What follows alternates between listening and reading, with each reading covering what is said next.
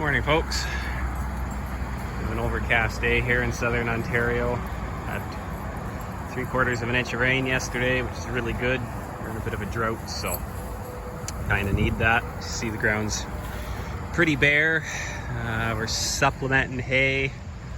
Put it on a wagon, and I move the wagon every day.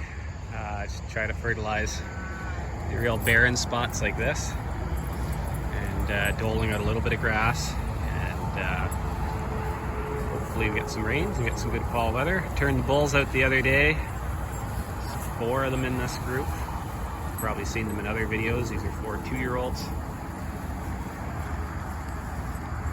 The lads right there. Just want to point out some of the difference in the horns. We stopped dehorning cattle 3 years ago. So all the 2-year-olds have horns on them. There's an old cow there, my old Stella cow, the matriarch of the herd. She's the grandmother of all 4 bulls right now. She's a horned cow that was dehorned. There's a polled crossbred. She'll be culled this year. A few other polled crossbreds that'll be culled. Just gonna stick with purebred Lynch linebacks, and eventually we'll even cull out the very few polled animals. One of the things with the horns, you notice the bulls here, there's a 2-year-old bull, his horns come out flat. Versus some of the 2-year-old heifers, their horns curl up. And then here, right behind this 2-year-old, see how flat his horns are? There's a 2-year-old steer. See how they curl up? When you take the testosterone away, the horns grow differently. There's another crossbred heifer there. She got some Jersey in her, that's why her horns are white. Her horns curl up. It's just one of the things noticed on cattle over the years. That happens among all the breeds. Their horns grow differently, female versus male, and whether or not you steer them. And same phenomenon happens with sheep and deer. If you castrate them, they don't grow the same horns that the rams and the bucks do. There's another 2-year-old steer. Look at the horns on that. They grow skinny, they grow long, and they point up. Versus, like that bull, fat wide horn, grows out flat. Slight curve point towards you.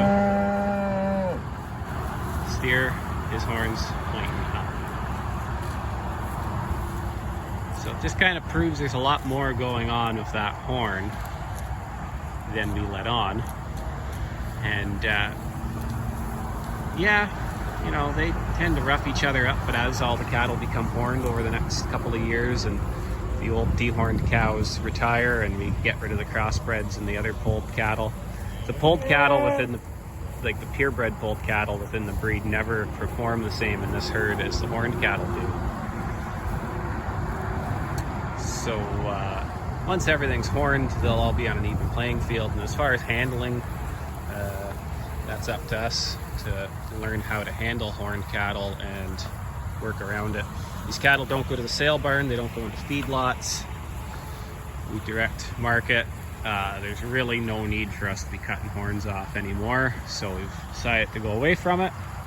And it's really easy to dehorn cattle. I got really good at it, unfortunately. And I'm just happy to have one chore less.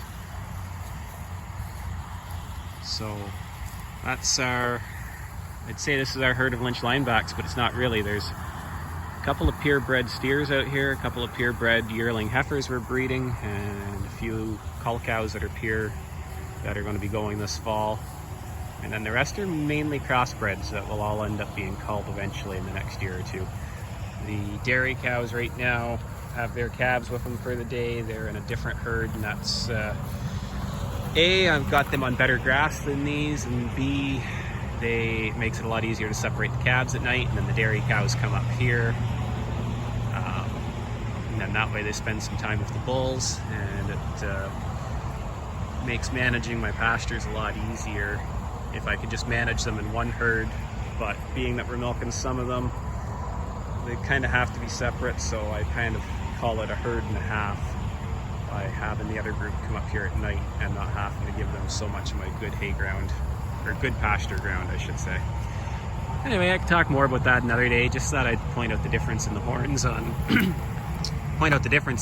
on these bulls versus the steers, and some of the things that are going on here.